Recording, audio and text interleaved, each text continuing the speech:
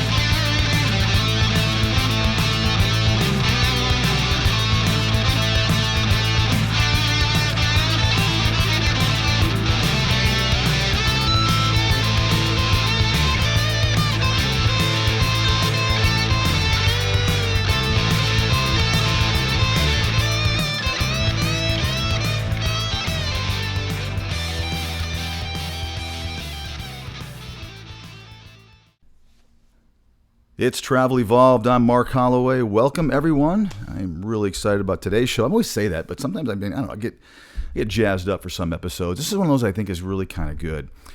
Last year, we saw a ton of people jump into traveling. Then we saw a ton of people get out of traveling. And I think that's what kind of preempted this episode and the team to kind of get this one going was because there's just a lot of coming and going, if you will. There's a lot of uncertainty and a lot of I can't think of the right word I'm trying to come up with, but there's a lot of uncertainty, as I just said, in being a traveler right now. It's a volatile industry. It goes from, where all of a sudden we're just inundated with people. There's shortages.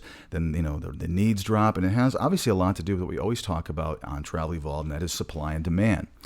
And it just kind of feels like, obviously, and naturally, this isn't anybody's fault, but naturally when the demand gets high, a ton of people say, yeah, I'm going to do this. And then next thing you know, that supply is increased, and then all of a sudden the demand might diminish, or who knows what will happen. And then you've got the extra travelers out there, and they're all going, gosh, what did I do? So I wanted to have this episode to really talk about why you should start a traveling career. This is not an infomercial where I'm trying to convince everybody out there to become a traveler. I think on the contrary, I think I'm really trying to have you really consider wisely whether or not this is for you, because I just believe that it's not for everybody. But I think there's a lot of people that are kind of on the fence that this could be a wonderful addition to your career, maybe what sustains your career for longer. If you're getting kind of burnout, at your staff position, you really want to try something different. This could be the exact episode to listen to that kind of makes you go, yeah, I'm going to start putting my feelers out there and kind of get going. But and again, it's one of those things that I think is a really good, timely episode to kind of go into where we are and what we're looking at this day and age. And this is just such a wild industry right now. It's always been crazy, but right now, I don't think you can find a period of time in traveling healthcare when things have been this nuts, I think, for lack of a better word. It's just all over the place. The rates are insane, and the rates are nothing, and you've got travelers out there loving the stuff we're going to talk about today, loving the money, loving, maybe not liking the taxes, and all of a sudden they're like freaking out because certain specialties are going through the roof, certain specialties can't get jobs. It's just a really unique time as a traveling healthcare professional right now. So guys, as always, I want to do some housekeeping. You can find us if you haven't already. If you're watching us on YouTube, I think up here there's a subscribe bell, maybe down there. I don't even know where it is. I should probably know those sorts of things. But if you hit that bell, you'll get notified every time we release an episode, which is a little less than every week. We try to do these about every 6 days. Sometimes, as you can see from last time, I wasn't quite able to do that. But that's our intent. A little more than slightly over a week in succession from one to the other, so that we were releasing them on different days. So that's what we're trying to hope for. If you found us on a podcast or you saw a link to a podcast, you can figure out which platform you use and like to listen to podcasts on. A lot of our travelers do listen to us because I understand that many of you don't have the time to sit there and watch for an hour, which is totally agreeable. I think when we have guests on there, it definitely lends itself better to kind of seeing the people that we're talking to. However, podcasts are a really great way to, you can download those. You can, pick some episodes that you really want to, learn. Maybe you listen to them a few times. You guys do know I'm originally from Michigan, so I talk quick sometimes. It lends itself to podcasts. It lends itself to YouTube, but sometimes I go a little too fast. So I'm always trying to check that in my head. Don't talk too quick. Not everyone is from Michigan and understands your dialect and your speed of talk. So know that I struggle with that, and I apologize to those of you that struggle hearing me and listening to me. I really get it. So obviously, those are the two housekeeping issues. Things are going really, really, really well right now for both of those things, and that's why we're out there. We're out there because we want more and more travelers to understand why it is that we created Travel Evolved. And I'll say it one last time. No, I won't. I'll say it every episode probably. We want to give you a different perspective. We want travelers to be educated. Not every company does. Most companies don't. Most companies will. I hate to use the word prey upon, but most companies enjoy the fact that many of you are new, like we're talking about today, and you just gotten out there and you really don't know how to differentiate one company from another, how to gauge them, how to evaluate each one of those agencies as to what they're offering you. And I'm not just talking about compensation. I'm talking about everything, how it is that they are separating themselves from the rest of the pack. And I've often said in this industry, it's so unique that we live in an industry where there's agencies that all get the same jobs. And I had a recruiter they say, it's not all the same job. And I get it. It isn't always the same jobs. But the lump sum of them are. I mean, if you find a job with a company, it's an incredibly high likelihood that you're going to find that with other companies as well. They don't have, it's very rare you have an exclusive contract this day and age where hospitals are putting all their eggs in that basket with that agency saying, you fill every one of our needs, because they can't. It's almost impossible. So a huge number of agencies hold those contracts, which means you guys have options. It's the same job, and this industry is wild because 200 companies, sometimes 300 companies, sometimes 20 companies all have it. And typically what you're going to find is they all pay differently. I just find that interesting. So if we educate people here on Travel Evolved on those aspects, and then we try to throw in the things that also I think people don't think about, we're trying to make you enjoy your travel career better. We're trying to make you enjoy it longer. We're trying to get you up to get more out of it. And we do feel that the more of you Travel Evolved, travelers out there that really get it and start to understand how important understanding this part of the desk, as I always say, how vital that is to your career and how much more you're going to get out of it if you know what you're up against and how to defend yourself and scrutinize, then you're gonna go to companies like the one that I'm the CEO of, and hopefully there's many others I would like to think there are, that do things right. You hold us more accountable, and I believe that's how the industry changes. It's not going to change if everyone just keeps going and running to these companies that pay nothing, or their model is we're so darn big we can grab a contract and keep the rate low, have a huge margin, some contract out to a bunch of companies like that we all are out there, and have us make a ton of money and not be able to offer that much, and we're gonna keep taking more of that pie.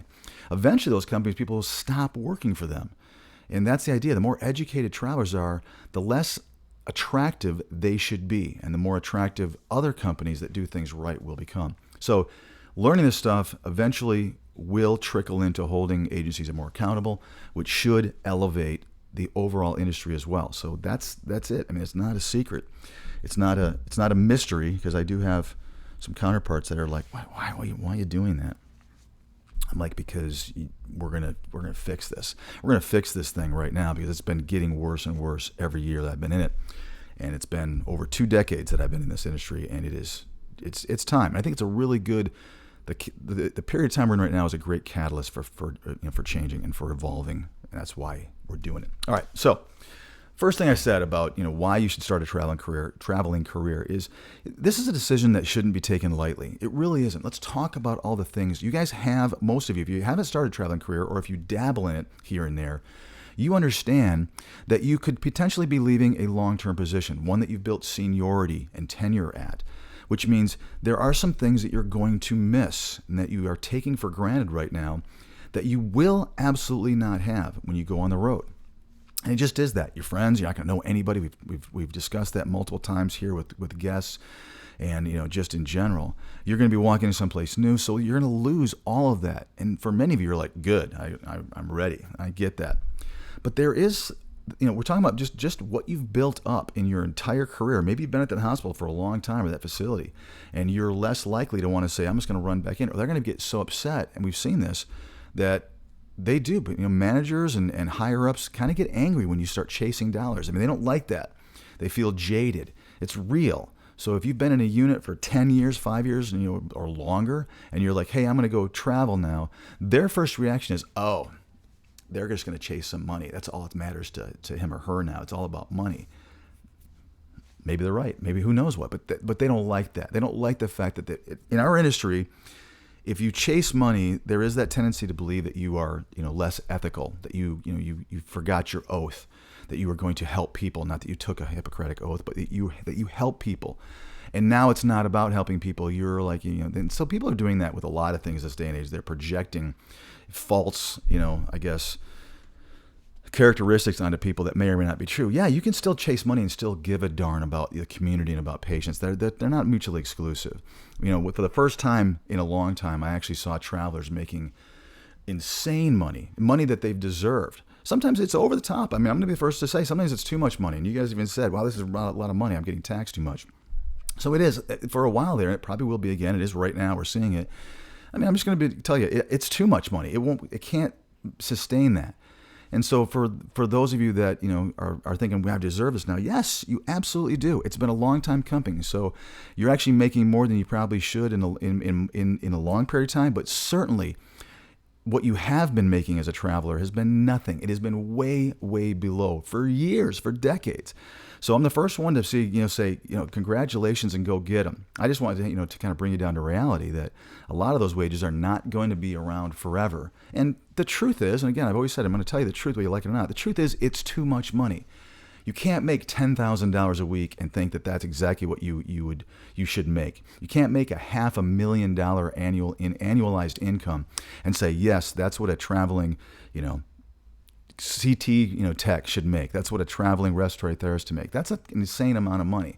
And it is honestly more than the industry can sustain. However, like I said, for years and years, you guys have been underpaid, and for years and years, us agencies, in my opinion, have gotten greedy, and we've taken more and more of the pie for doing what I think is actually very little, except for convincing you to take an assignment through us. You guys are getting my whole motivation here, I think, now. So I say it a lot. I'm sorry I have to be a little bit of a redundant or, kind of repeating myself on these episodes, but I don't know who's going to listen to what. So if you guys hear something I say all the time, it's because I'm trying to capture a new person that you went, wait, what? What did this guy just say? And that's the general idea, to kind of catch you by surprise a little bit. All right, so obviously one of the reasons that you want to get out of there is to leave that monotony.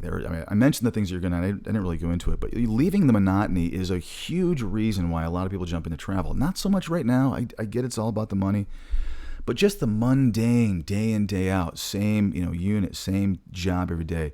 Maybe you're tired of the way your unit is ran, or some of the weird rules, or some of the weird policies that your unit or that your area of expertise in a facility or hospital carry along with it. There's a really wonderful thing from getting rid of that and having something that's brand spanking new.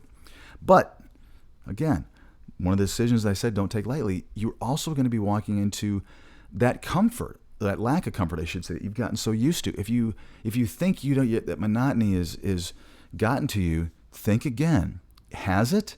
Or is it just like anything else in life where you kind of get bored of things, but boy, you're going to really miss that understanding and the way things go so perfectly if you walk into someplace else that does things differently. But, again, one of the reasons I'll tell you that I think you should choose it, to start a traveling, career is to get rid and break up of that monotony. The politics, again, I'm not talking about politics. I'm talking about hospital and facility politics. In other words, just the little stuff that goes on a daily basis. And I'm talking mostly, like I say, unit specific or specialty specific. If you're down in imaging, there's a feeling and there's a seniority, and there's people that go to lunch together, people that don't. And so pushing that away is, for me, and for many of you guys, I think, would be a really attractive thing not to have in your life anymore. And that's another reason, to kind of get away from that. Same thing with the cliques, the drama, you name it. All of that stuff is nice to be able to start fresh, that it doesn't exist. Unless you love that. If you do love that, don't travel. You're not going to have that anymore. You're going to miss that. I shouldn't say don't travel, but consider that as an option potentially to not want to travel. There's a lot I just said there, and I know I didn't want to brush over it too lightly. We talked about taking the decision of becoming a traveling healthcare professional, not taking that decision lightly. And I really mean that. I have seen in the last literally 12 months a a huge number of people that did that and regretted it. They went and chased something they thought was going to be awesome, and they got a real different taste of what it was like. A lot of that times that can happen because you chose the wrong company to work through. A lot of times that can happen because you just told flat out the wrong assignment. Many times it's because you just didn't really think about and educate yourself on what to expect and what this was going to be like. So you were surprised by every turn of the corner and turn of the page, whether it was the loneliness, the drive itself, the money you needed to have, or the lack of preparation, how tough it was to go through credentialing and find your job, how many different companies you had to talk to. All of that can be daunting. However, choosing to get rid of a lot of the stuff that drives you guys nuts about your current either facility, job, city, people in your life that you just is ready. All of those reasons are really good reasons to consider starting a traveling healthcare career. So it's kind of wonderful. All right, let's jump into one of the big ones. Let's just get into the money, because I think that's one of the things we should really talk about. The money. I cannot have an episode saying why should you start a traveling career without talking about the number one reason that everybody has in the last year, and that is to make a ton of money, a lot more than any hospital is paying any person that's in your specialty and in your area of expertise. By far, it just is. It is the truth. I'm sure there's a couple of little itty bitty exceptions to that where traveling wouldn't be as lucrative. I do know that there's some areas in the OR and PACU that involve, everybody from first assist and nurse anesthetist right down to, to surgical techs and CSTs and sterile processing techs, that everyone's affected by the lack, if you will, of elective procedures. Again, we're seeing that again now. I talked to a good friend of mine, a PACU nurse, at length the other day, and yeah, they're floating them into so many different areas of holding for ICU. It's not even crazy. And there's not a lot of those opportunities out there. I understand that. So money, however, for most of you is really, really good right now. And it's wonderful to see. I think we can all agree that sometimes it's nice to see some of that weird upside down pyramid that all, healthcare, especially hospitals, seem to have, where it seems like everyone at the top is making all the money and some of the people that are doing all the hardest work are not. It's nice when that has to get redivided and redistributed to different people. And you guys are one of them. And like I said, many, many times, in the past, it's a huge amount of money. A wonderfully high amount of money. So I get it. And right now, one of the number one reasons why you should start a traveling career is to go out and start making some money. If you felt any time in your career that you were not appreciated, from a compensation standpoint, then now's the time to change that. And you really can. You absolutely can. And, it's wonderful how many opportunities are out there. Be careful. The only thing I want to say a little bit on this is be careful with what kind of money you're going to go after. And the point I want to make is, and I said this to somebody recently, if it's paying so high, you've got to start to think about why. Every job out there, just because there's a high demand and low supply, doesn't have to pay ridiculous amounts. If it's paying ridiculous amounts, you have to start to go, wow, that's a lot of money. And wait a minute, what's the catch? Because there's a reasonable, wonderful, amazing pay rate, and then there's like the holy cow, this is almost unbelievable, and probably is. There's a reason why those jobs have a little bit of a higher push, to say the least. You're going to earn it. You're going to earn every penny of it. There are managers right now, I hate to break it to you guys and gals, that are not going to be forthright about what the job entails. I'm hearing that all over the place. So chase the money, absolutely, and it's great money. I tell people that there's kind of a fine line where it's like, this is really paying high, but I'm not going to regret taking a job because I see or hear someone's making all kinds of crazy money. They may be cut from a different cloth than I am, and I just don't think I can go out and put my license, put my certification, put my career on the line for an extra $1,000 a week. Maybe you guys can, but think about that. But man, there's so much money to be made right now that it's a great time. It's just a great time to be a career, or to be a traveling healthcare professional and have that career, I should say. There's no two ways around it. Be careful. I want to talk about this real quick, and I know I'm saying why you should start a career. I always keep going back to some reasons that it's kind of almost a double speak. And this is one of them, that you're going to pay a lot of taxes out there. And that's a good thing, ladies and gentlemen. I want to jump on a soapbox a little bit here, not to get too opinionated on there. But when you are starting to make, $5,000 a week and above, The last time I looked, that's a $250,000 a year annualized income, all the way up to what I saw people making a $500,000 a year annualized income. What I saw that kind of blew me away last dead of winter was people saying, I just made $10,000 a week, but I only got $4,500 of it in my, paid into my paycheck. And I'm thinking, yes, that's how our country is organized right now. That is the tax distribution for making that kind of money. When you make $250,000 a year, you're going to give a lot of it to Uncle Sam. Now, here's the wonderful thing I want to tell you guys, is that if you're only working one assignment or two assignments, it gets distributed out throughout your whole annualized income. So while you're paying a ton now, if you didn't work the rest of the year, you would get a decent amount of that back. But unfortunately, what happens is they look at your whole income. If you were, let's say you did 6 months of assignment and you made $125,000, which is $250,000 annualized, right? But you only worked half the year, and you didn't work the rest of the year, you're going to get taxes if you had $125,000 a year income, which is less taxes than if you had $250,000 income. I don't know exact figures. I didn't prepare for that, but I do know that it's less. It's a different tax bracket. Same thing would apply if you were making a $10,000 a week and you only did it for one assignment, and then you went back to a normal assignment where you were, had a reasonable, compensation that was maybe, I don't know, I'm just going to throw it out there, $3,000 a week or $2,500 a week. It's going to offset and balance. But don't complain about getting taxes taken out of your current check. When you're making that kind of money, that's the country we live in. You get taxed accordingly. And right now, the more money you make, you get substantially taxed higher. That's just the way it is. You can't complain about that. So if you're going to go after these jobs, think about that. And one of the things I said about a year ago was, look up your taxes, talk to your CPA, and use a CPA, as I've repeatedly said. Find out how much weekly is kind of my break-even point before I go into another higher tax bracket. Because if you're looking at a job that pays, let's just say $3,500 a week and one that pays $4,000, you might actually take home more with the $3,500 a week job, or close, or it might not be worth it to go after the other one. Again, get an expert to talk to you about making these kinds of decisions, because there might be a line where it's like it doesn't actually make sense, especially if you're going to continue to work throughout the year, and that's what you don't know. So have these high-level conversations with yourself, have these higher-level conversations with people that understand money, especially someone who, like I say, prepares your taxes for you. And please, as a traveling healthcare professional, use an expert, use a CPA. Don't just walk into a place that doesn't understand what you do. It's incredibly important that you don't do that, because you got to get good advice like this. So that's kind of one of those weird things. You may find a quote-unquote wheelhouse that is a perfect fit for the kind of money you want to make, and you've got a plan that this is what I plan on making for the rest of the year. Know that you could see higher pay rates, and you could also, things could drop out like they did this last spring, where all of a sudden we had all this rates dropping. I was like, I'm not taking a job for that. No way. I got spoiled, and that's not worth it. Well, it might be. Again, think about the annualized income. That's what you're really shooting for here, not just the paycheck-to-paycheck income. That's a horrible way to look at it. But paying a lot of taxes is a good thing. The other thing is that you're going to have some high expenses on the road. You're making a ton of money, but one of the things that's important when we're talking about money is you got to look at what you're going to pay out, obviously for your cost of living. Smart travelers are saying yes, that aren't just jumping in with a recruiter going, oh my gosh, she promised me this or she promised me this amazingly high pay rate, without researching what your expenses are going to be going into that county and that town or that city that you're taking the assignment in.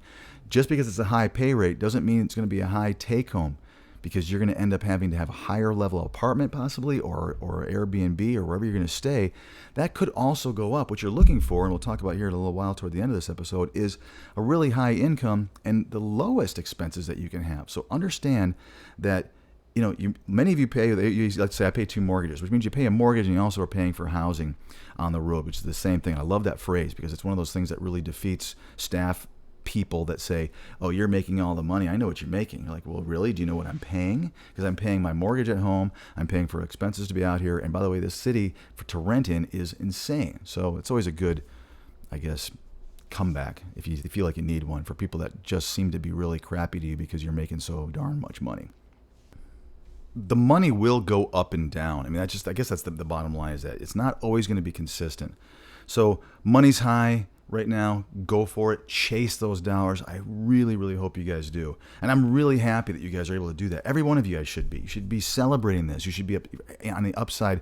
You're making a ton of money. Yes, you've got high taxes. Yes, you've got high expenses, but that's still a good thing. Especially the taxes, guys. I mean, making that kind of money is a wonderful problem to have. Let's be frank. There's a lot of people in this country right now that are struggling to make a living. They have a business that have been impacted by shutdowns. They may have lost their position. They may have someone who's sick that they're having to take care of. I mean, all this stuff is affecting a lot of people, and it affects you guys a lot too. I just want to tell you that while the money is good, be very respectful and happy of that, because again, I know tons of people that are struggling right now in our economy, in our country, because they have not had the chance to make a living the way that they used to be able to make a living. They're having to make decisions, or they're having to look for something different. It's very real. So again, I'm not lecturing. I'm just saying, please appreciate the money and go for it. You guys have earned it. Most of you that are making these really, really high paying rates on these assignments have earned the right to do that. Some of you maybe are still working through that because maybe you have less experience or you haven't traveled before, but you're getting there, and that's what's wonderful. And again, none of us know what the future is going to hold. So why should you start a traveling career? Because right now the getting is good. So go get some, is I guess what I'm saying as far as the money goes. All right, let's talk about freedom to start with, but to continue on this discussion. Freedom is unreal as a traveling healthcare professional. You guys, let's talk about the locations. It is a great opportunity to see places and go places, whether you're thinking about maybe deciding if you want to change where you live, where you reside, and you've always wanted to go to a certain place. Maybe you're at a point in your life where you want to get out of the cold and move into something more warmer weather, like yours truly. Or something may have changed, or maybe you're just tired. You want to get a different change of pace. You want to see the country.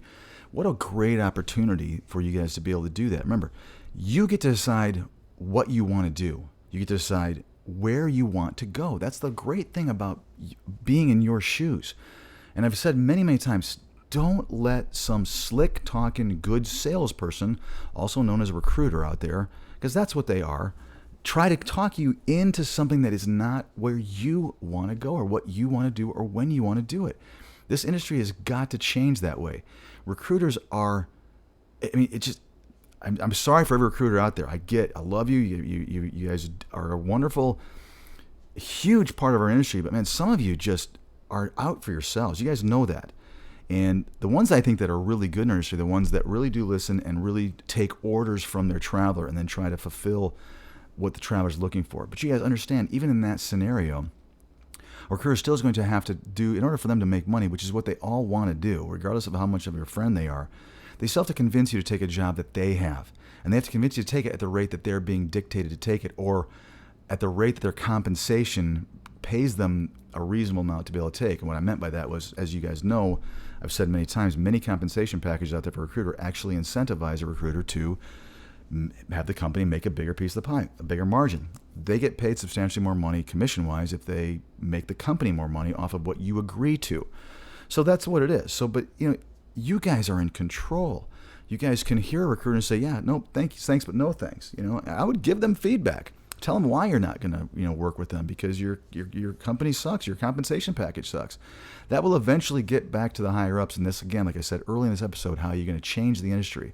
If there's a company out there that you feel, and you're going to know really easily, because if you got the same job talking to 3 different companies, you're going to see who has a bigger margin, who is gluttonized that and is taking too big a slice of that pie. And don't work with them. I don't know what else to say. I don't care how wonderful the recruiter is. There's a reason that compensation package, or the lack thereof, makes no sense to work for that company. But the freedom for you guys to choose who you work with, where you want to go, when you want to go. I've said in the last episode or a couple episodes ago, you guys should take more time for yourselves sometimes.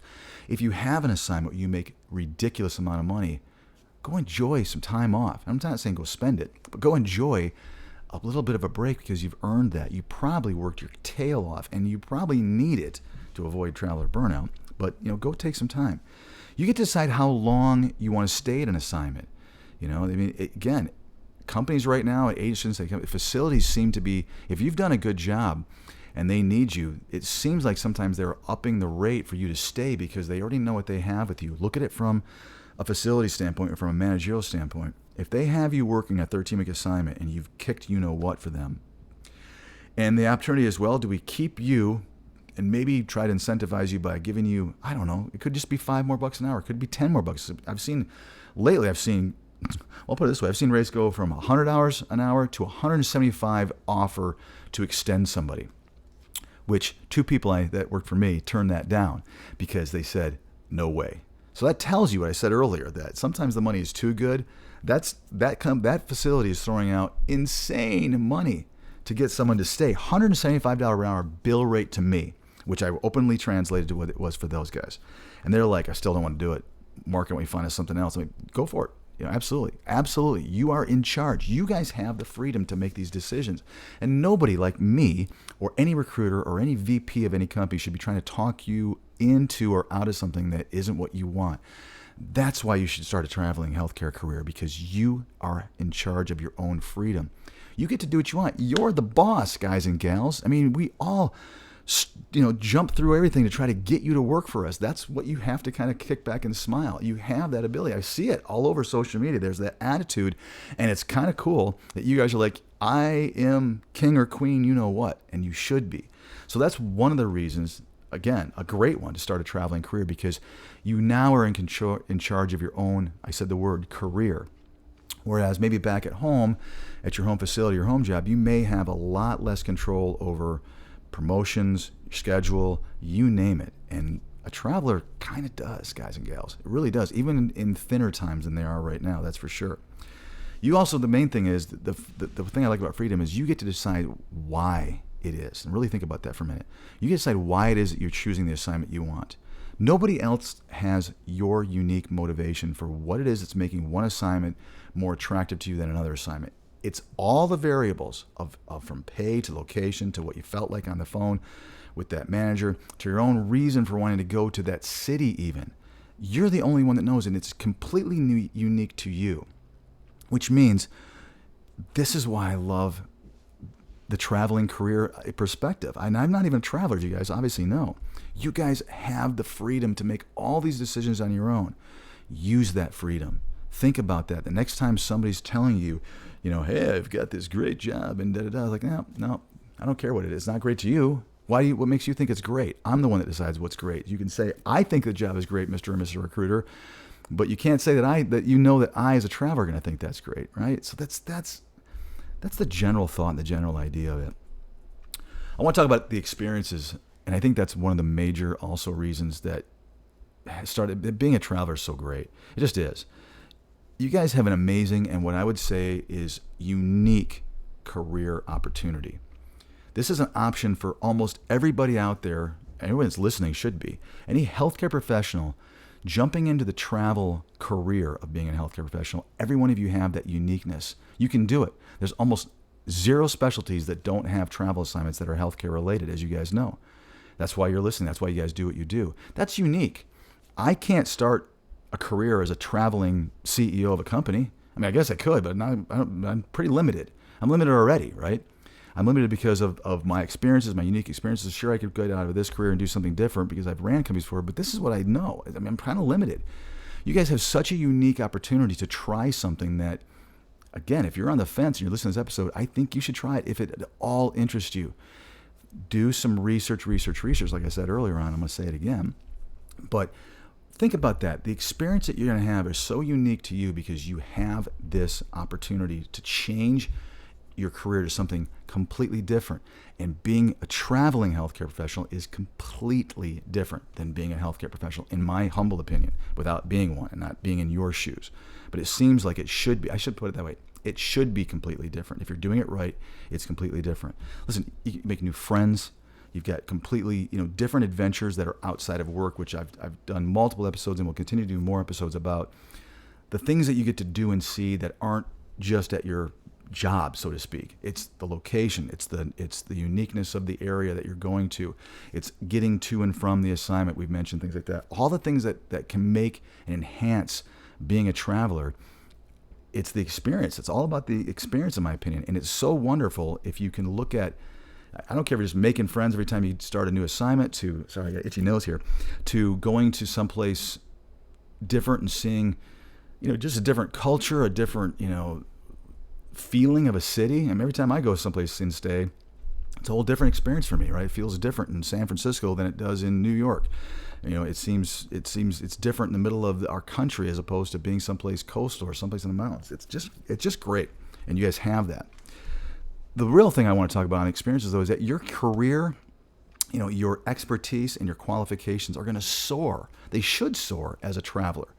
If they're not improving immensely, then I don't think you're doing something right. If you aren't figuring out and learning, wow, this is something I learned new at this facility, and this is something I learned from this other traveler or other staff member, you're probably either not paying attention or you're not focused or even looking at that. I've done episodes and will continue to do episodes about the uniqueness that a traveler brings to a facility because of his or her experience and what you guys offer a manager if he or she will listen. And I've mentioned that a lot on social media. I think that's a really great thing that seems to be missing.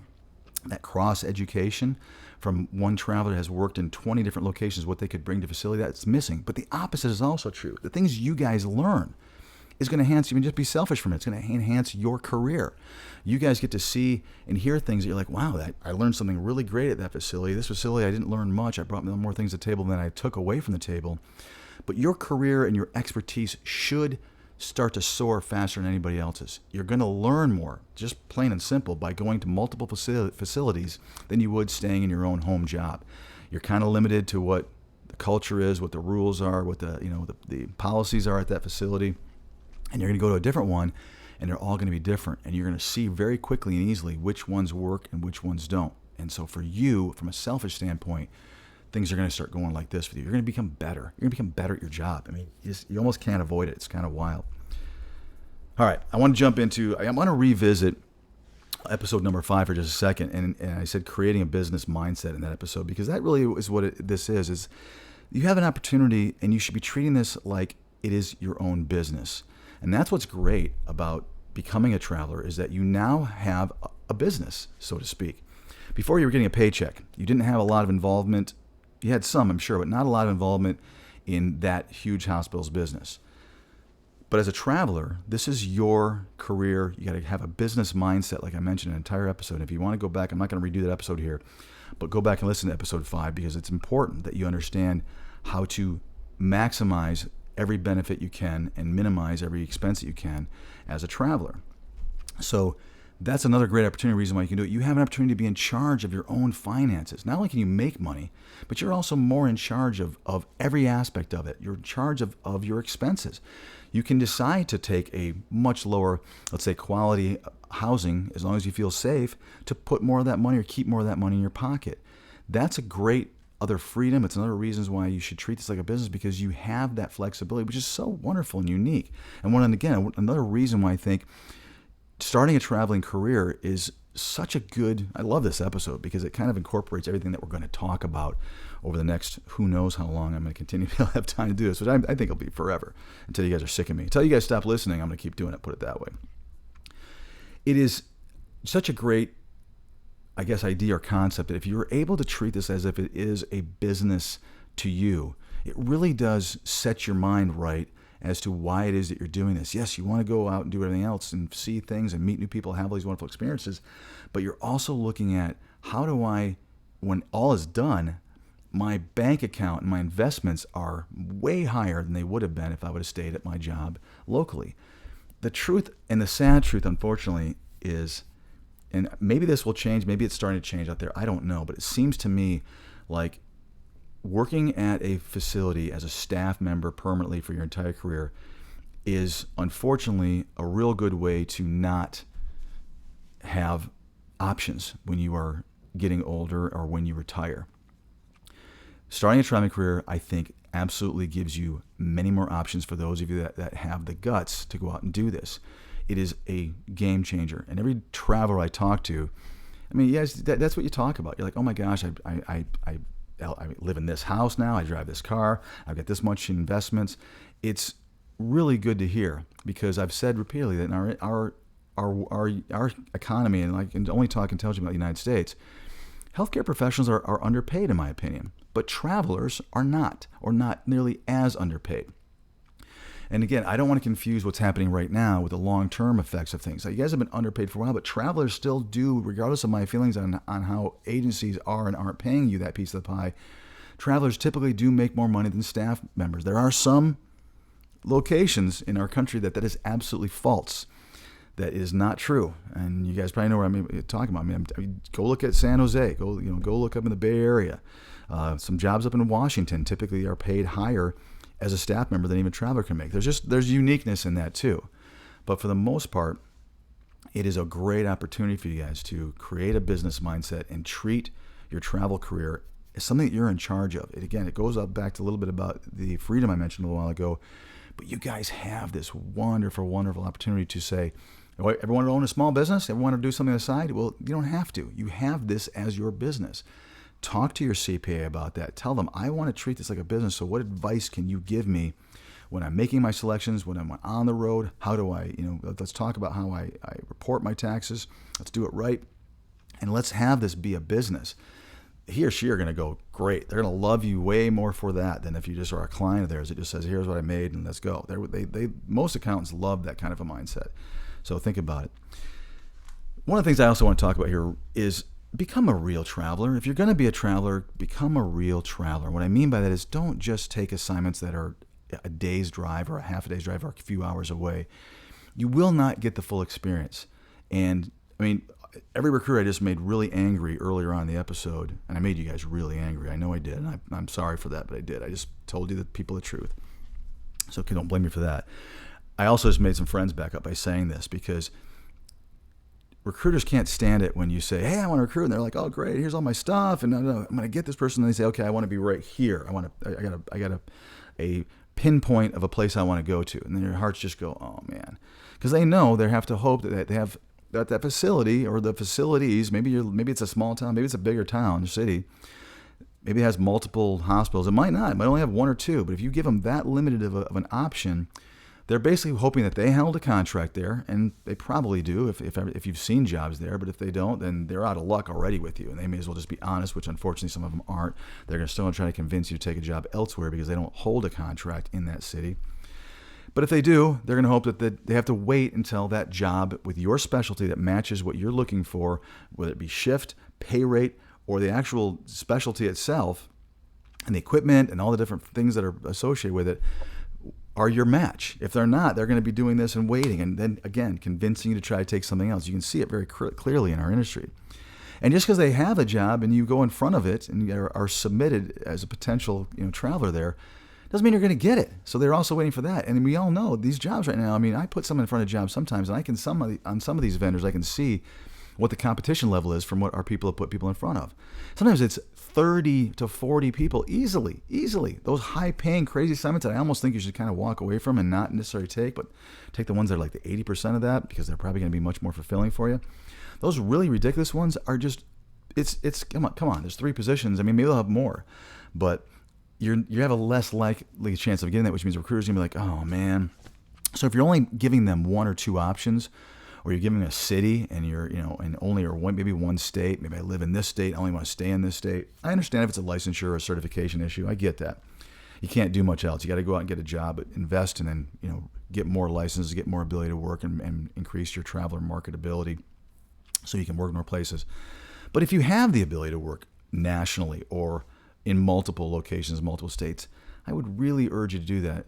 It's one of the last things I want to plead with you guys on. If you're going to be a traveler, really go out and do it. Don't just kind of sort of do it, in my opinion. There's too many people that are doing that lately, and I think they're not getting the experience, which means they didn't have a good taste in their mouth about what if they tried traveling, because I think they didn't do it right.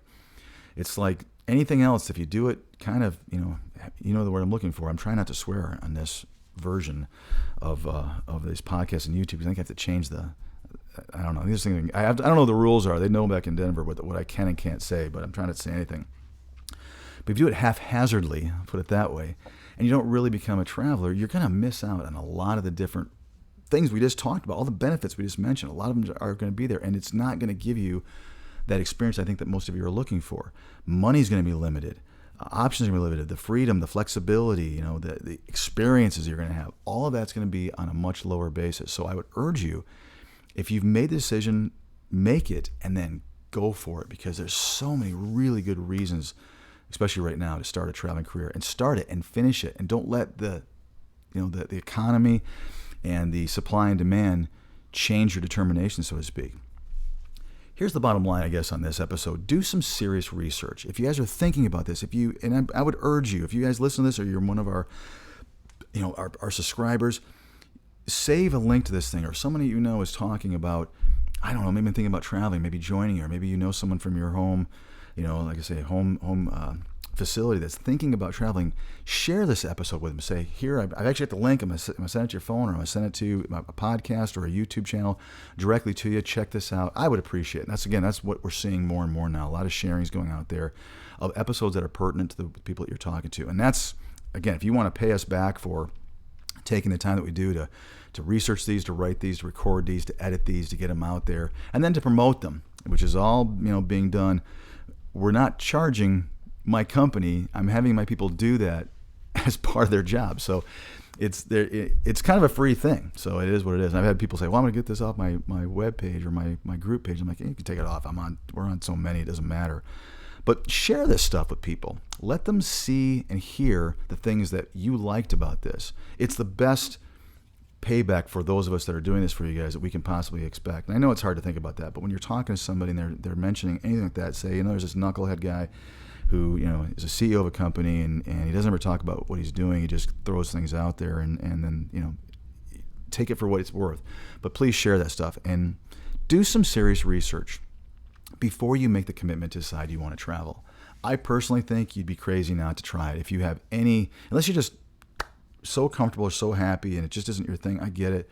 But if there was ever a time for anybody out there to start thinking about, maybe I should jump into travel, I would do it now, right now as this episode is being released, as opposed to waiting until we get into the fall or winter. It might be too late. It was last time. Great opportunities between now and the next 6 months, then things dribbled off. If you're listening to this episode years and years later or months and months after it was released, you have to look and see what things are going on right now and how that affects you currently. And I oftentimes don't think about the longevity of an episode and how, the shelf life, if you will. But if this episode is out here and it's been a long time since it was recorded and you can see when it was released, you have to look at what's happening right now. And it may be a good time again. It may be a terrible time again. But do your research and really think about it very clearly, because sometimes you can't go back. Sometimes you can. But if you're going to do it, figure out and make sure you guys make it the right decision. I really do. I hope, and every recruiter that I made mad, every VP and CEO I just made mad, we all want you to still go out there. Let's be frank. The more people that travel right now, the more supply we have to make more money. And that's just the way it is. And I think in our industry, it should be okay to make money off of the masses. It just should be less per the individual. Does that make sense? Which means if your company has got enough people working for it that it's popular because you're doing a good job, that's the way this industry should make money, not because they're trying to gouge every traveler.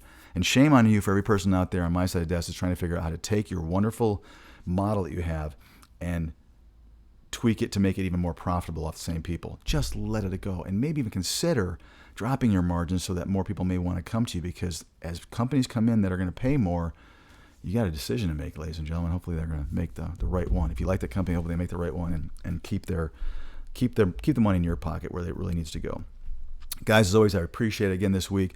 This was a fun one. It's been a really good couple of weeks. And, again, I promised you guys, I mentioned a few times that I'm going to start getting a little bit more into what we're doing and what I'm doing. I think it's fun to tell a story, and I haven't really told a story. I wanted to get a lot of these new episodes kind of out there so we can start the framework really and truly. But what I'm going to do on a lot of the episodes where I don't have a huge amount of, it's a great topic, maybe it's a short topic that just doesn't require me just repeating myself over and over again. Those are the episodes I'm going to throw in some good information. I want to start telling the story.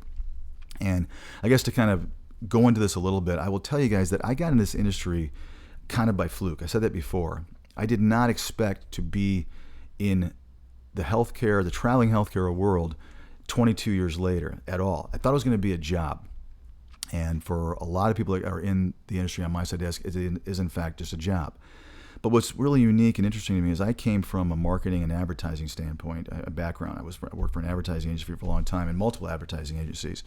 So I understand sales better than most people do. I mean, if I wanted to really sell you guys as a recruiter, if I put on recruiter shoes, I got to tell you, I'm pretty good at it. I'm pretty good at convincing people to take jobs that may or may not be in their best interest. I'm just being completely transparent. Some of us are better at that than others, and I'm old enough primarily that becomes good after a while. If you've had to make a living as a salesperson for most of your life, you either do well or you starve. So I was pretty good at learning how to do that.